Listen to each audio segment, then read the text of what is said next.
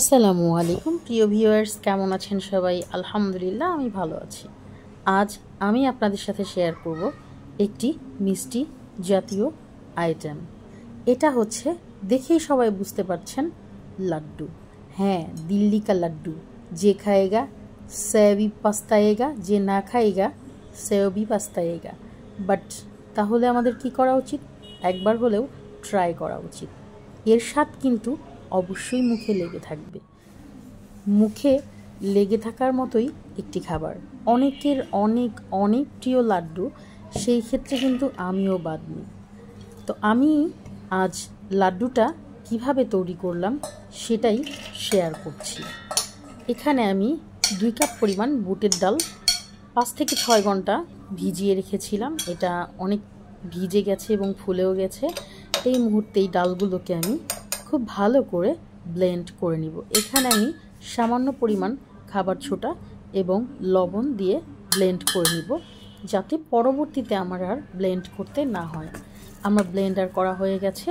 ঠিক এরকম রাখতে হবে যেন পুরোটা একদম না হয়ে যায়, কি বলে, একদম মিহি না হয়ে যায়। তো আলহামদুলিল্লাহ, ভালোভাবে আমার মিক্সড হয়ে গেছে। এখন এটাকে আমি বড়ার শেপে ভেজে নেব।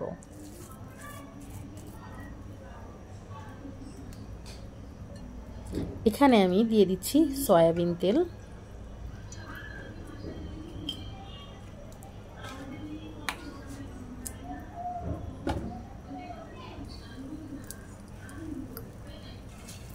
এখন আমি বড়াগুলোকে খুব ভালোভাবে ভেজে নেব।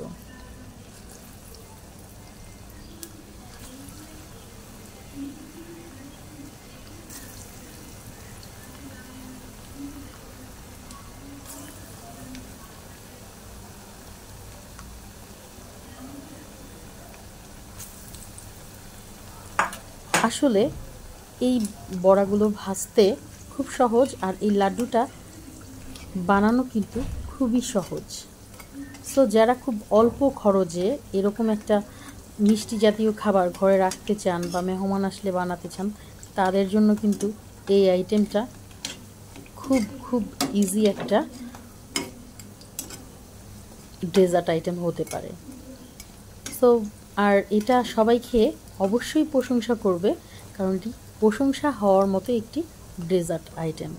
আর যাদের এক কথায় মিষ্টি জাতীয় খাবার অনেক প্রিয়, তাদের তো কোনো কথাই নেই। তো ঠিক এটাকে লাল করে ভাজা যাবে না,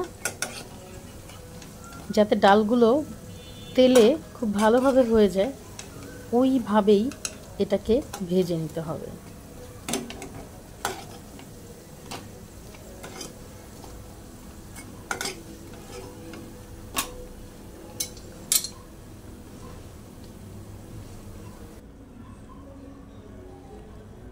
এখানে আমার সবগুলো বড়া হয়ে গেছে। এই যে খুব ভালোভাবে আমি এটাকে ভেজে নিয়েছি বড়াগুলো।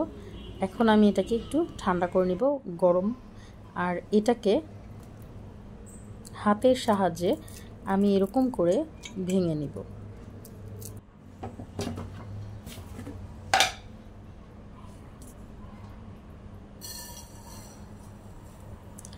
এখন আমি দিয়ে দিচ্ছি এখানে 1 কাপ পরিমাণ চিনি,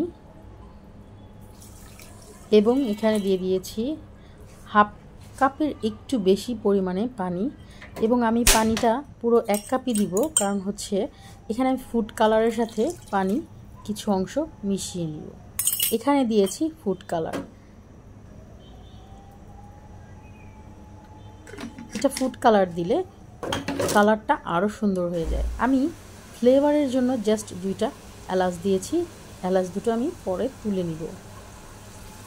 আর আমি ব্লেন্ড করার পর আমার যে লাড্ডু বানানোর খামিরটা খুব সুন্দরভাবে ঝরঝরে হয়েছে। আমি আসলে ফার্স্ট ট্রাই করলাম। আমার ফার্স্ট ট্রাইটা যে এত ভালো হবে আমি বুঝতেই পারি নাই। খুবই মজাদার হয়েছিল।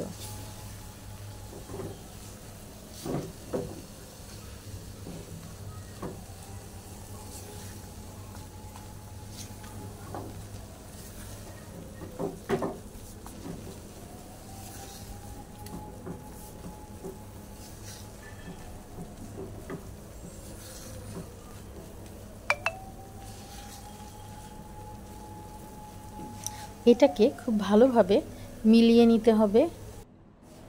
আর অনেকটা সময় ধরে এটাকে ভালোভাবে চিনি, পানি এবং হচ্ছে যে লাড্ডুটা বানাচ্ছি, ডালটা, এটাকে খুব ভালোভাবে মিলিয়ে নিতে হবে। অনেকেই বেসন দিয়ে করে থাকে।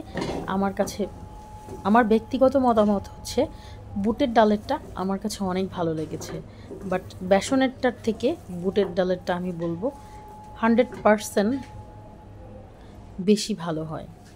আর এখানে আমি দিয়ে দিব এক টেবিল চামচ পরিমাণ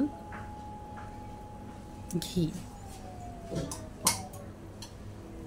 অবশ্যই ঘি দিতে হবে, কারণ ঘিয়েই এটার ফ্লেভারটা অনেক বাড়িয়ে দিবে। কেউ চাইলে গুঁড়া দুধ, জাফরান এগুলো অ্যাড করতে পারেন, বাট আমি আজকে যেহেতু প্রথম বানিয়েছি সেহেতু হালকা উপকরণ দিয়েই এটাকে তৈরি করে নিয়েছি।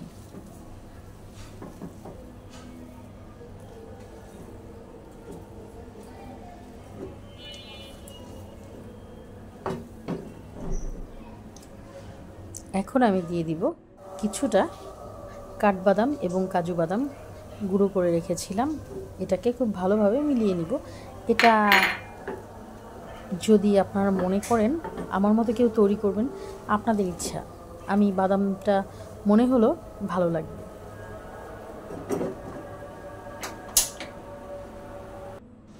তো এটাকে আমি খুব ভালোভাবে নেড়ে চেড়ে নামিয়ে নিয়েছি। ঠান্ডা হওয়ার জন্য একটু সময় দিব, মানে মোটামুটি 40 থেকে 50 মিনিট ঠান্ডা করে নিতে হবে। তারপর হচ্ছে আমি এটাকে কিভাবে বানিয়ে নিব সেটাই শেয়ার করছি। হাতে সামান্য পরিমাণ ঘি মেখে নিব।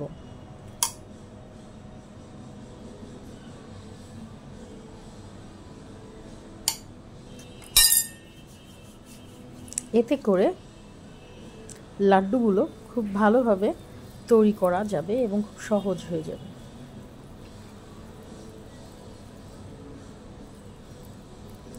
আমার পরিবারের সবাই এটাকে এত বেশি মানে পছন্দ করেছে যেটা বলার মতো না। আর পরিবারের সবাই যখন পছন্দ করে তখন কিন্তু একটা কিছু বানালেও তৃপ্তি পাওয়া যায়। সো আমার কাছেও তেমনটাই মনে হয়েছে।